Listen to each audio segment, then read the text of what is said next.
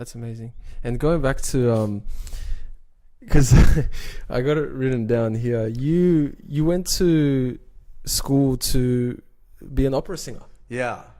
3 years. Yeah, 3 years. Yeah.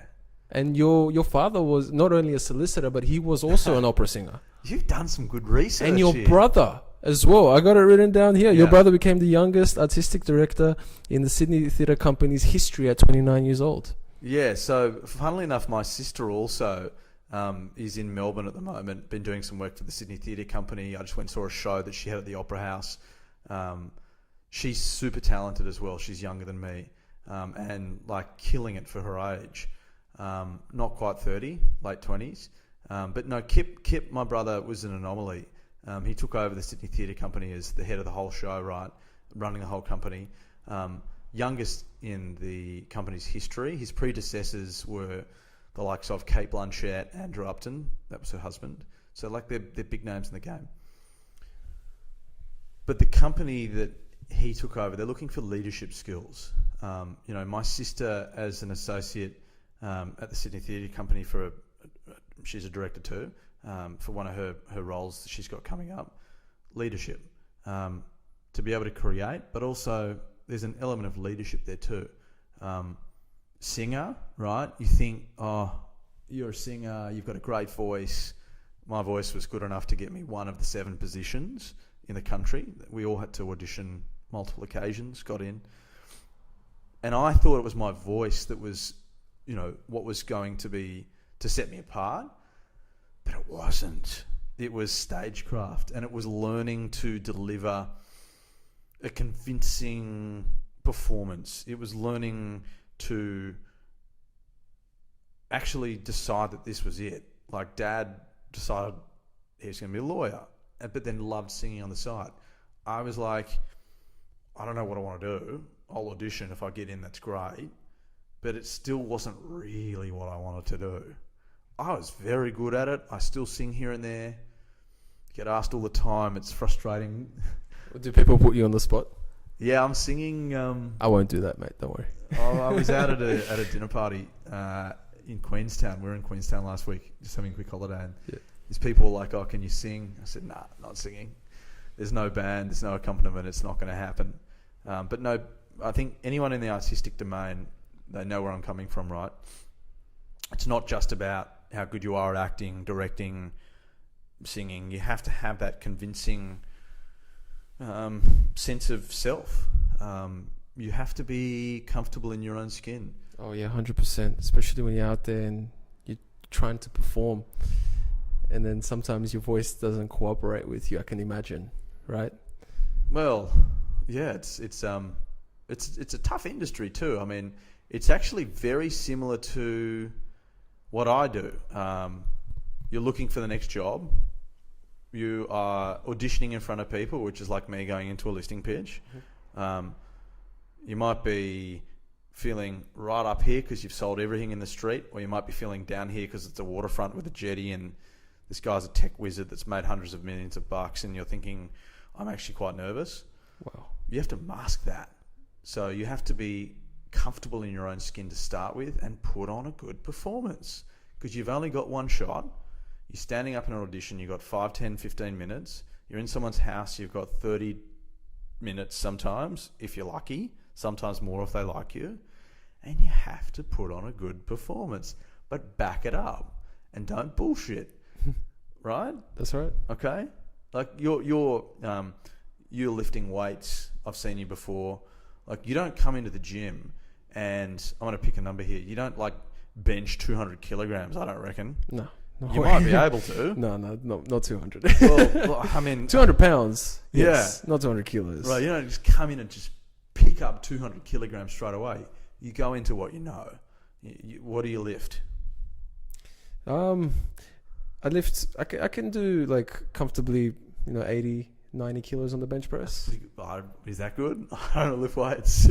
I mean, yeah, like, I don't really get into those kind of, dick measuring contests. Not really, I'm more of a... I used to do bodybuilding. That was something that really interested me, but as soon as... It's a funny thing, because as soon as I got the physique that I wanted, and I was really big and shredded, and I was an athlete, it occurred to me, I'm like, this is cool. The girls seem to like it. But what if, something happened and I got into a situation where I have to defend myself? These muscles won't protect me. They won't even intimidate someone who knows how to fight. And that's when I got into martial arts. And, I first started off doing freestyle Greco-Roman wrestling. That's amazing. That's an Olympic sport. It is. And it's one of the most intense things a human being can go through wrestling practice. Is that what you were doing last night on your Instagram? Yep, that was last night. And shout out to my coach, Gorian, because he's a killer. This guy, he knows his shit. He's been doing wrestling for 30 years now. And his son is actually... a couple of years ago, he won the gold medal for freestyle wrestling in the world. He's the world champion. So it's a testament to how good my coach is. If he can teach his son to win the gold medal, they were competing in Dubai, and I roll with him now, even at training yesterday, and he always, like, I've only beaten him like maybe 2 or 3 times. The kid's like 16 years old, and I have 15, 20 kilos over him. So it just tells you it's all about the technique. It is, and it's also learning that skill, right? So, like, you're not coming in and going, I mean, jab's probably boxing, but you're not coming in and going for the kill straight up, right? Like, it's a chess game. It is. It is. And that's why I associate real estate with some of what I learnt as a singer. It is a performance, and it's your body language, it's your tone of voice, it's the way you connect on an authentic level. And now I'm using my voice to try and show you how I was taught. Good in videos too. You got to use that in our videos. Oh, for sure. Mate, I wanted to get into, because I know us Australians, we're heavily into our real estate. We love buying properties. Yeah. Because they just seem to go up magically. Yeah. You know what I mean? Yeah. What's the current state of the market like in Sydney in terms of real estate, and where do you see it going in the next 1 to 3 years? Well, I can only look at to see how my track record's been in the last 12 months. And I outperformed my personal best year by 100%. Came 13th last night, which for me was a personal best. That's 13th top agent, which was great. Happy at 13, lucky number 13. But I think the reason why I had a good 12 months is because the marketplace is actually very structurally sound. I'll tell you why. The top end of town, so the big guys that are moving and girls that are moving their properties, these are the people that are downsizing into our middle market. So if you've got a house that's circa 5 to 10 million, some people have houses that are circa 20 to 50, right? But that 5 to 10 million sweet spot, they're then downsizing in that 5 to 3 margin. The people that are making their houses available in that 5 to 3 margin, they're also skipping up. So we've had a really good balancing act in our marketplace. We're very lucky in the core of the eastern suburbs that we have a very good employment rate.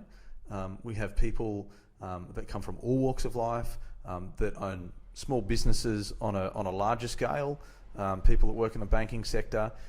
I don't buy into the Royal Commission too much where they talk about credit squeezes. I just don't, because I mean the Australian dream is to own property. If we're talking about the entry level to the market, so like a studio apartment in Potts Point, for example, I mean I've got that open tomorrow, also a house at 15 million in Watsons Bay. People at 15 million are self-funded. They know what they're doing, they're exceptionally smart, they don't ask too many questions. It's about the house, does it suit their needs? People that are looking at the studio apartment in Potts Point, they are looking at the interest rates. So we've got to answer those questions, okay? Now, interest rates having come down, that does affect our market in the lower end. So the lower end for us is 1 to 2 bedroom unit north of $1 million in the eastern suburbs.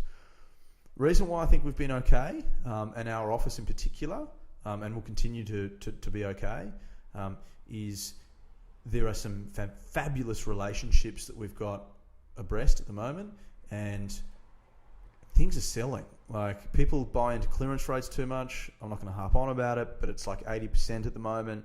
Cash rate, yeah, sure, you can look at that too. You'd probably know more about that than me.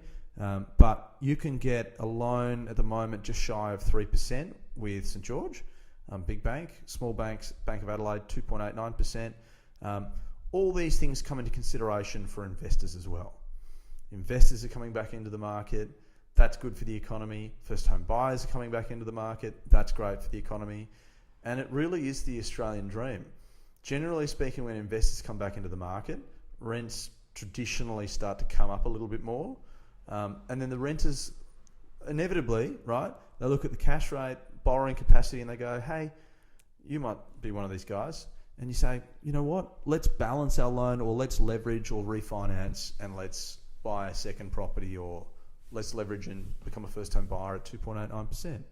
My first mortgage in 2007 or 6 was at 7-point-something%.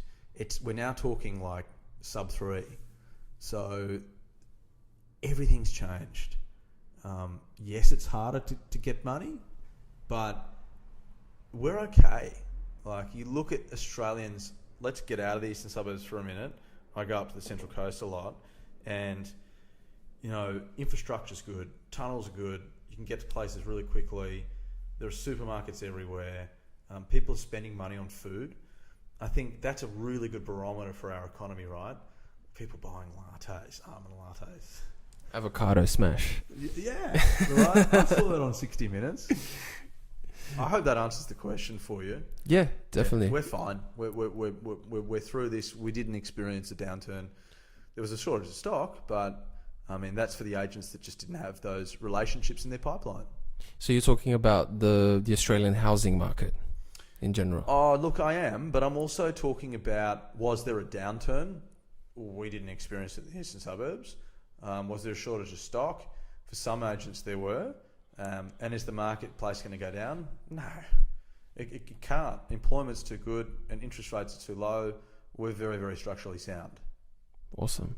And I guess, because I know you know a lot of people as well in the game, do you see any kind of opportunities presenting themselves in the next couple of years? Some really good, either for first home owners or investors. Yep. Something, I know it doesn't have to be in the eastern suburbs, but I'm talking generally in Australia, maybe in Brisbane or the Central Coast.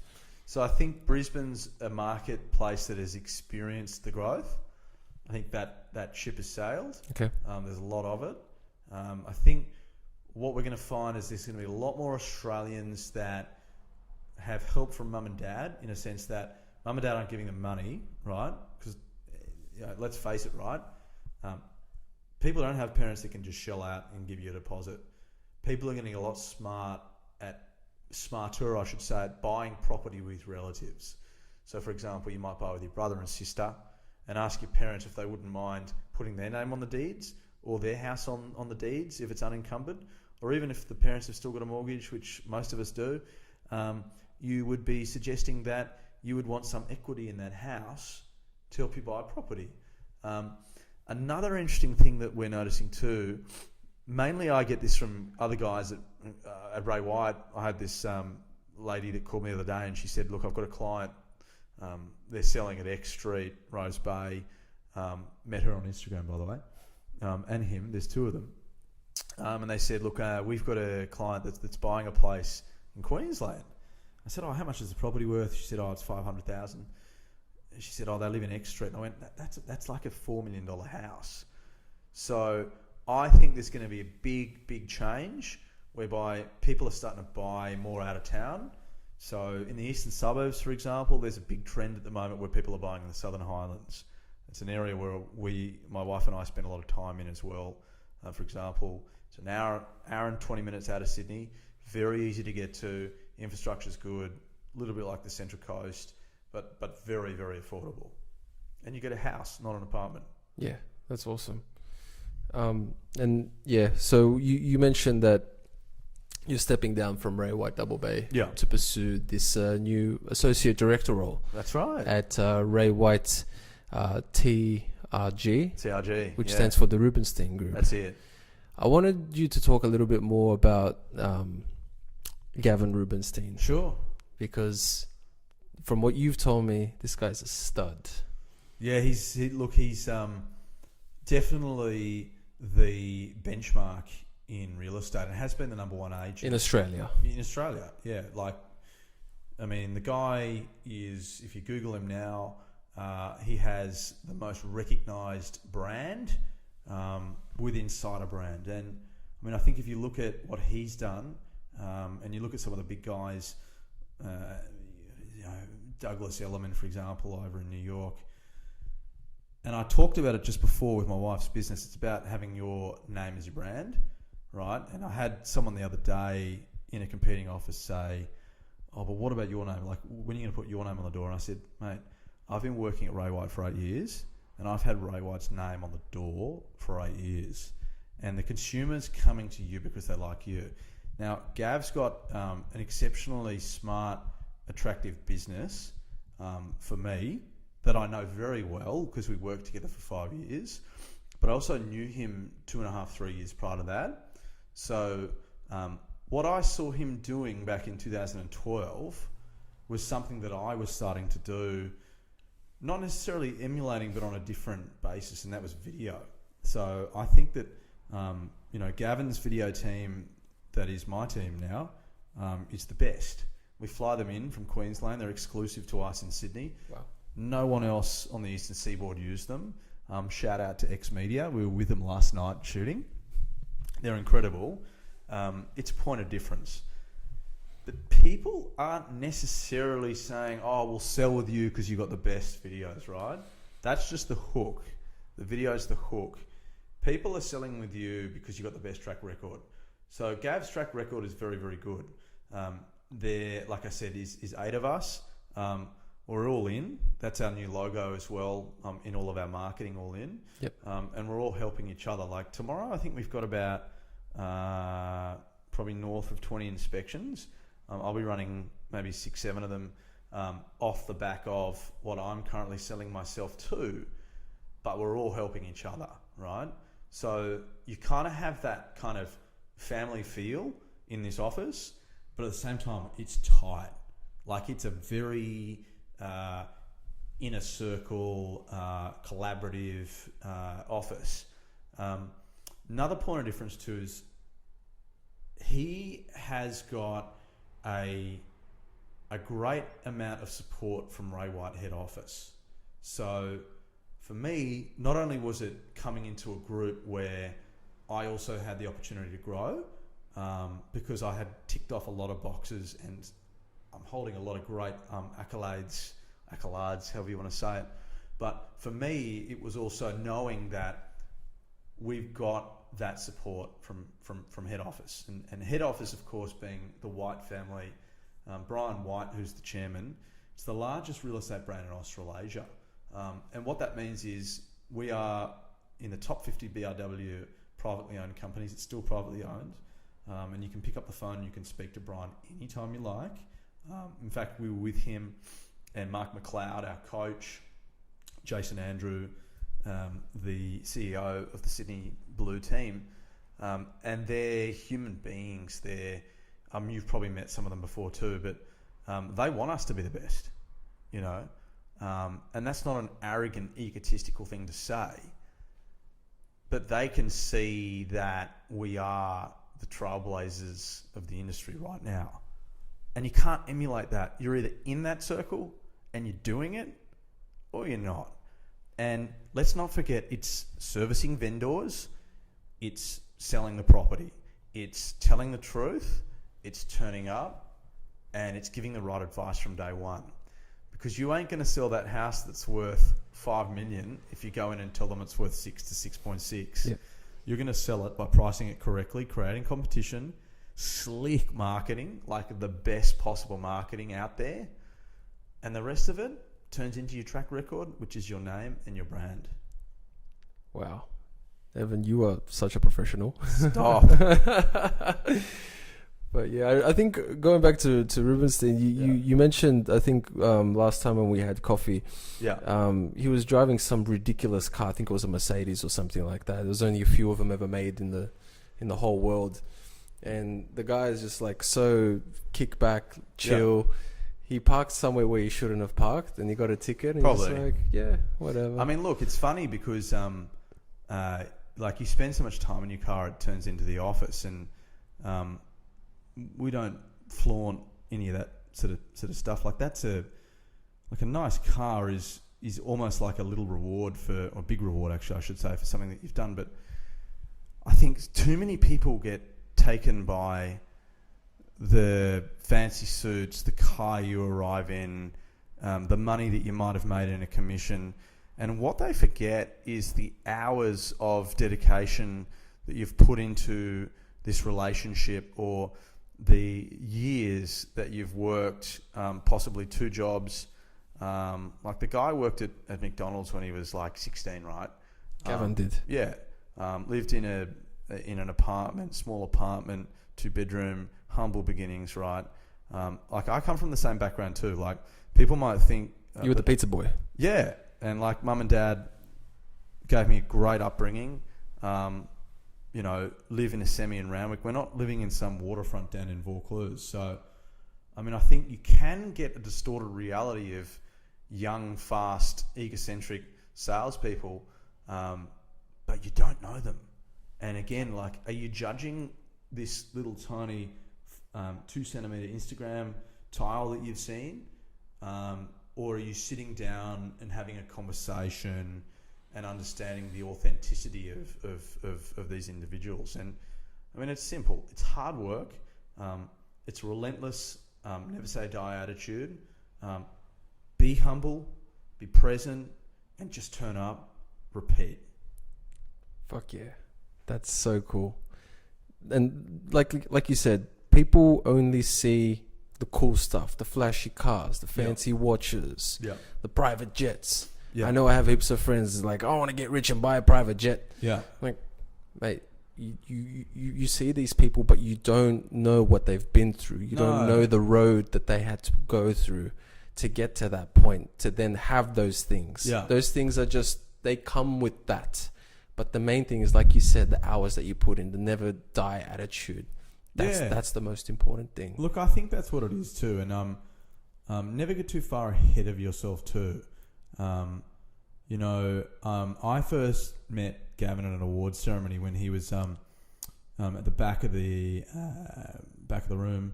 We're chatting, and he said he liked my video. I said, "Oh, thanks. I like your videos too." And he said, "Look, you know, one day we might work together." This is like a script from my video that I just did on my Instagram, if you watched it. But it's a true story, and to his credit, he followed through, got me the job at Double Bay, went and worked with the guys, learned a lot, took a little bit of time out, and then joined the new office. We're in Queen Street, Willara, number 83, by the way. It's going to be one of the most magnificent offices you have ever seen. The amount of detail that's gone into it, it's almost like a French 6-star resort, like a museum. Like it's got, I don't even want to explain it in case I get it wrong, but it's going to be the place that we want to do our Instagrams. I mean, this is great too, this place we're in here now, but you got to go there to see it for yourself. Yeah. And we're all working in the trenches together, so we're not closing ourselves off in these offices where we're all sitting by ourselves in these little sort of insulated zones, right? We're actually all sitting together, so we can you know, when you're in a sales environment and you're all doing deals, or you're on the phone, or you're, you know, like the Wolf of Wall Street, where they're all just vibing. Oh yeah, I know that feel. Yep, that vibe. That's what I said before. That's energy winning the match. That's what that is. So we're going to have a lot of that too, and credit to him. I think that's phenomenal, and it's great just having a small team. I think, you know, it's like a family. Yeah. Would you even classify it as kind of like a startup? No, I wouldn't classify it as a startup, because it's an established brand that already existed with Ray White. Yes. Concurrently. So, you know, it's like a box of chocolates. It's a whole bunch of different people that fit together and create that symphony. And it's a sweet symphony at the moment too, and it's only going to get bigger too. You've got to watch this space. Watch this space, guys. And I guess to wrap things up, we're coming to about an hour 15 moment. I have this little segment called your top three. So the first top three, who are the biggest inspirations and motivations in your life, Evan? Oh, so do I have to pick three? Your top three. The first is my wife, because she gets up at anywhere between 3 and 4 every day. 3 and 4. So she's up earlier than you are. Much earlier than me. Goodness. She got up at 2 the other day, and that's goodness. That's to go and hand select the roses from the flower markets, or planning people's weddings, and that's like 6 days a week. So she carried 3 children for me. She works, never stops. Like, she's the number one inspiration. Second would have to be my parents, because they've given me the values and the ethics behind everything I do, irrespective of what it is. So it's definitely. This is not in like favourite. Like, this is a dead heat between all three. And then the third, well, I could say my grandparents, but they sit under the umbrella of family. Yep. I'm going to choose today Bill Hall, because I was at his funeral this morning, and you see the pictures of the person come up, and I saw his life flash in front of my eyes. And this is the guy that gave me my first job in real estate. And I felt so thankful that I saw the ad in the back of the Courier. I called this guy, and he gave me the opportunity, because he didn't have to give me that opportunity. He put you on that path. Put me on that path, and I had 0 track record. And it's given me the self-realization to believe a little bit more in people and humanity. But it also, the strongest message that I got from his funeral service today was they didn't really talk about work, which was actually quite interesting. The eulogies were all around family and how much fun he had. And I know how hard this guy worked as an agent too. He was very successful. He sold Rain and Horn Double Bay to 3 of the biggest names in the game at the time. He used his skill and his ability and his personality to make money, but be there for his family and enjoy the time he had on this earth. And while it was cut short, I know that his children all knew that he loved them, and they had some wonderful memories behind. And that's the sort of dynasty that I think my parents will leave, and certainly the one that I want to leave for my wife and kids too. Wow. Rest in peace. Yeah, absolutely. Second top three. Gee, I forgot the top 3. That's all right. It's getting a bit emotional there for a sec. Yeah, wow. That was sign off. Jesus. What are the 3 goals that you want to achieve looking forward into the future? Really good question. So first goal is to be able to continue to be present for my wife and kids. I'm becoming a lot better at that, by the way. I hope they'd agree. I'm working on that. That's so important. And that's every day. That's not weekend or when you come home from work or when you get up in the morning. It's like whenever. Like, if your kids turn to you or your partner and they start telling you a story, just listen. Like, put your phone down and just have a listen. So that's the number one goal. Be more present. Working on it. That's a great goal to have as well. A lot of people can be more present in their lives today. It's hard, isn't it? It is. Like you said, we're being bombarded by everything at once. Totally. Second would be fitness and health. So that's not on an extreme level, but it is that old saying that health comes before wealth. But they also go hand in hand, right? So you don't want to create this life that you've got and this wonderful opportunity to holiday later in life or now, whatever, right? And then not be well enough to be able to counteract that. So yeah, I think for me, no alcohol. It's going well so far, and keep up the early rising. That's the second goal. And the third goal is work-related. But that only comes off the back of the first 2, getting that right. Because I know that if I get the first two right, a third's going to come. Yep. And that's not saying I want to write X and I want to do this amount of gross commission income, because I know it's going to happen. I believe it will happen, right? If I get the first two things right. Of course. So that's me. Yeah. They're the top three. Yeah, it's like a conditional goal where if A and B is true, then C will come. Absolutely. That's it. That's awesome. And just came to me now, last top three. What are three of the top things that you are grateful for in your life? Oh, I'm just so grateful to have a really good small amount of people in my life right now, friends and family, that I can talk to about anything. And I don't have to try and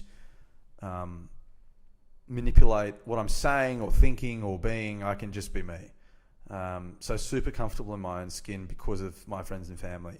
I think that's really important one. It's taken me a long time to get it, but I'm there. I said it actually yesterday to a few people who would know who they were. But I said I feel like I am where I am right now for a reason. Second would be my past. So super grateful for everything that was hard. Mum getting sick with breast cancer, me becoming a young dad, dropping out of university, going to boarding school, not getting into sales for 8 years. I worked in property management for 8 years. Which I at the time thought was like, why? But I'm happy for that because it was just meant to be. It was just super meant to be. So I'm very, very, very happy about my past and where it's taken me and how we've grown as young parents and blossomed into these people that have now got their own children that are kicking their own goals. Yeah. Without our help and with our help. That's cool because, yeah, a lot of people look back at their past and they don't like what they've done, where they've come from. So it's super awesome to see that you are grateful for the past that you've had because it's made you the person that you are today and moving on into the future. Thank you. But I mean, you said it yourself. You learn from these things that aren't necessarily easy. So, I mean, I might have resented some of those things prior to, but now I'm happy. I love it. Like I look back and I think I was that naughty 13-year-old kid, 12-year-old kid. Sorry, Mum. And the third thing, and it's not a cliche, is what was the second one? You said your past. My past. The first one. The first one was damn, it's escaping me now. Well, the first one was there was a combination of two, but they all run concurrently with the third, and that is that I've got an opportunity, right? Like I can't quite broadly put it into a typecast scenario or thing, right? Like I just wake up in the morning and I'm just, I think, happy, right? You wake up with gratitude. Gratitude. Yeah. Thanks for helping me finish that. Yeah. Like it's gratitude, right? Yeah. It's gratitude itself. Super. Yeah. And I think that's something that does come with a little bit of age and suffering that setback that we've talked about before, and just don't feel sorry for yourself. Like I get a little bit frustrated with people that feel sorry for themselves. Like sure, we all need someone to talk to and a helping hand sometimes, someone to listen to us, but just be happy with what is, right? And wake up, like you say, with that gratitude and never feel sorry for yourself, and understand that what you're going through right now, there are people that would give anything to be in your shoes. And I think that, like I say to my wife sometimes, we are so lucky to have 3 healthy children. Like we are so lucky. That's not money. It's to do with their health and their well-being, which coincides with my health and your health, which is your wealth and your economy and love. I think you just got to love what you do and love the people in your life, and the rest of it, I promise you, will all fall into place. Evan, It's been a pleasure, mate. Thank you so much. Thank you so much. Anytime. Guys, Evan Williams, watch out for this guy. Ray White, the Rubinstein Group. He's going places. If you live in the eastern suburbs or, looking for a property here, this is the man to hit up. You will not find a better person, better human being than this man right here. And I feel the same way about him too. So guys, tune in. It's been great. When we get to the 100th episode, I'm going to be interviewing you. Okay, done. Done. Cheers, mate. Appreciate it. Thanks for your time.